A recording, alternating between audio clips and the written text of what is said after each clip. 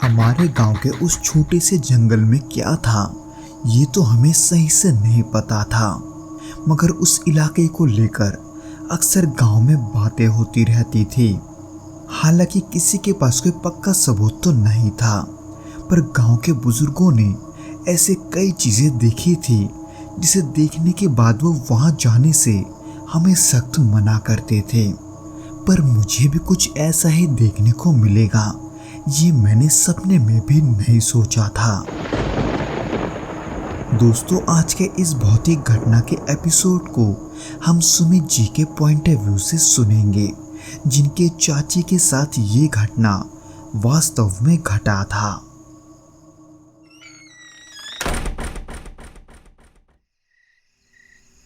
ये बात है सन 1999 की। मेरा गांव उत्तर प्रदेश के एक छोटे से जिले में बसा हुआ है। हमारे गांव में भी बाकी गांवों की तरह ही शांति का माहौल और चारों तरफ हरियाली है, और उस समय तो ये हरियाली और भी ज़्यादा थी। खेतों की महक हर समय हवा में घुली रहती थी, और सबसे बड़ी बात, यहाँ के लोग सीधे साधे थे। हालांकि हमारे गांव की एक बहुत ही अजीब बात भी थी। गांव के बाहर जो एक छोटा सा जंगल था, वहां कोई भी जाने से बचता था, और उसी जंगल में एक बड़ा पुराना बरगद का पेड़ भी था, जिसके बारे में हमेशा अजीब अजीब बातें ही सुनी थी। गांव के बड़े बुजुर्गों ने तो वहां जाने से भी मना किया था, यहाँ तक कि उन्होंने ये भी कहा था कि वो पेड़ मनहूस है, उसके पास कभी मत जाना। लेकिन ये भी सच था कि किसी के पास इसका कोई ठोस सबूत नहीं था। कोई नहीं जानता था कि ये सच में भूतिया है या फिर सिर्फ अंधविश्वास का एक पात्र। वहाँ सिर्फ गांव की कुछ औरतें और लड़कियां लकड़ी बीनने जाया करती थी। उन औरतों में मेरी चाची भी शामिल थी, जो कि ना सिर्फ हिम्मती थी बल्कि इन बातों पर ज़्यादा विश्वास नहीं करती थी। पर एक दिन वो दोपहर का वक्त था। मेरी चाची लकड़ी बीनने के लिए हमेशा की तरह उसी जंगल में गई थी। घर से निकलते वक्त वो बिल्कुल ठीक थी, यहाँ तक कि वो हंसते हुए ही निकली थी। लेकिन जब वो लौटी, शायद तब वो कुछ अलग थी। हालांकि शुरू में हमें इन सब का ज़रा सा भी अंदाज़ा नहीं था। हमें ऐसा लगा था कि शायद से वो थकी हुई है, लेकिन धीरे धीरे उनका व्यवहार बदलने लगा। पहले वो जितनी बातूनी थी, वो उसका बिल्कुल विपरीत बन चुकी थी। यानी कि वो ज़्यादातर अब चुप चुप रहने लगी थी। यहाँ तक कि रात के वक्त वो अक्सर करवटें बदलती रहती थी, और यहाँ तक कि वो नींद में अक्सर बड़बड़ाती भी थी। और ऐसे ही फिर कुछ दिनों के बाद हमें ऐसा लगने लगा कि वो घर में नहीं बल्कि किसी और ही जगह होती है। यानी कि वो घर में तो होती थी, पर उनका सारा ध्यान शायद से कहीं और ही होता था।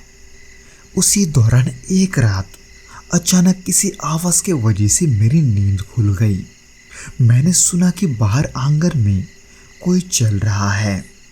दरअसल गांव में रात के वक्त बहुत ही शांति होती है, इसलिए किसी के चलने की आहट भी सुनाई देना बहुत ही आम बात होती है। खैर, मैंने उस आवाज़ को सुनकर हिम्मत करके बाहर झांकने की कोशिश की और देखा कि बाहर तो चाची खड़ी है, लेकिन उनका चेहरा वो किसी और ही तरफ मुड़ा हुआ था। अगर साफ लफ्ज़ों में कहूँ तो उसी जंगल की तरफ और उसी बरगद के पेड़ की दिशा में। और फिर ऐसे कुछ समय खड़े रहने के बाद वो धीरे धीरे उसी ओर बढ़ने लगी। इसलिए मैंने घबराते हुए तुरंत अपने पिताजी को जगाया और उन्हें चाची के बारे में सब बताया। मेरी बातों को सुनकर पिताजी हड़बड़ाते हुए घर से बाहर निकले। जब तक हम घर के बाहर पहुंचे, तब तक चाची घर के आंगन को पार कर चुकी थी। इसलिए मेरे पिताजी ने जल्दी से भाग करके उन्हें पकड़ा, लेकिन ऐसा लग रहा था जैसे वो अपने होश में ही नहीं है। इसलिए पिताजी ने उनका हाथ पकड़ा और उन्हें झकझोरा और तब जाकर के उनकी चेतना लौटी। लेकिन उन्हें देखकर ऐसा लग रहा था कि उन्हें वाकई में कुछ नहीं पता कि आखिर वो वहाँ आई कैसे। इसलिए वो बिना कुछ बोले ही बस धीरे से अंदर चली गई। इसके बाद घटनाएं और भी बढ़ने लगी। कभी वो अकेले अंदर में बैठी मिलती तो कभी दीवार की ओर देखकर मुस्कुराने लगती, और वो भी बिना वजह के। कई बार तो ऐसा भी हुआ कि वो घर में होते हुए भी घर में नहीं होती थी। एक दिन तो गांव के एक बुजुर्ग ने पिताजी से कहा कि शायद चाची पर किसी चीज़ का साया पड़ गया है। ये सुनकर मेरी माँ घबरा गई। उन्होंने कहा कि हमें किसी ओझा से मिलना चाहिए। इसलिए मेरे पिताजी ने ओझा को भी बुलवा लिया, क्योंकि वाकई में घर में बहुत कुछ अजीब हो रहा था। जब हमने ओझा को अपने परेशानियों के बारे में बताया तो उन्होंने घर में एक पूजा रखवाई। लेकिन पूजा के दौरान जो हुआ वो बेहद डराने वाला था। जैसे ही ओझा ने मंत्र पढ़ना शुरू किया, चाची अचानक से जोर जोर से हंसने लगी। उनकी हंसी इतनी अजीब थी कि पूरे घर में सिरहन दौड़ गई। आखिर में घर के माहौल को देखकर उस ओझा ने कई दिनों तक पूजा करवाया। हर दिन घर में हवन और मंत्रोच्चारण होते रहे। उसके वजह से धीरे धीरे चाची की हालत में थोड़ा सुधार दिखने लगा। वो पहले से बेहतर लगने लगी थी, लेकिन पूरी तरह से वो पहले जैसी नहीं हुई। कुछ समय बाद सब कुछ सामान्य तो हो गया, लेकिन शायद ये हमें ऐसा लग रहा था, क्योंकि उसके बाद भी, यहाँ तक कि आज भी कई बार रात में जब सब सो जाते हैं तो सबकी नींद एक अजीब हंसी से उड़ जाती है, या फिर कुछ अजीब फुसफुसाहट से। और जब भी हम उठकर देखते हैं तो चाची ही दीवार की तरफ देखते हुए अकेले में कुछ बड़बड़ाती रहती है।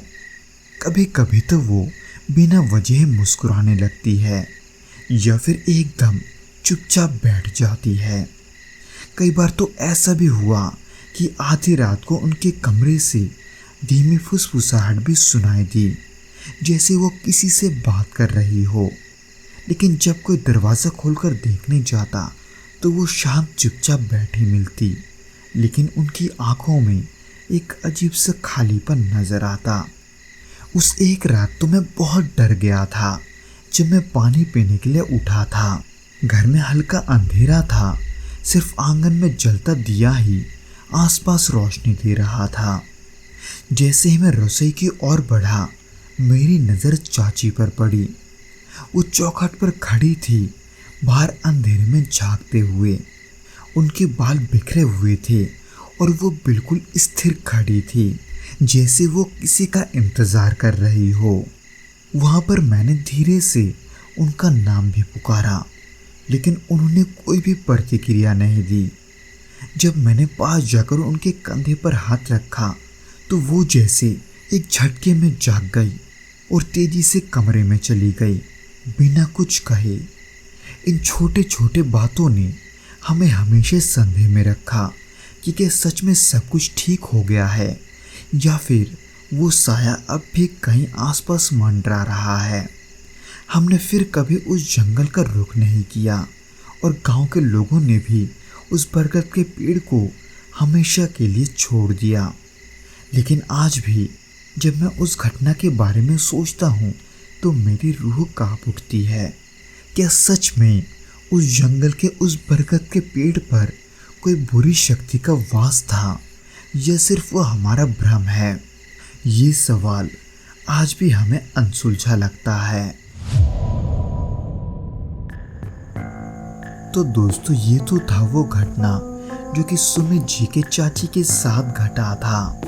उम्मीद करता हूँ कि आपको ये वीडियो पसंद आया होगा, और अगर आया हो तो प्लीज़ इस वीडियो को लाइक करके इसे अपने दोस्तों के साथ शेयर ज़रूर करना, और हमें कमेंट करके ये ज़रूर बताना कि आपको ये वीडियो कैसा लगा।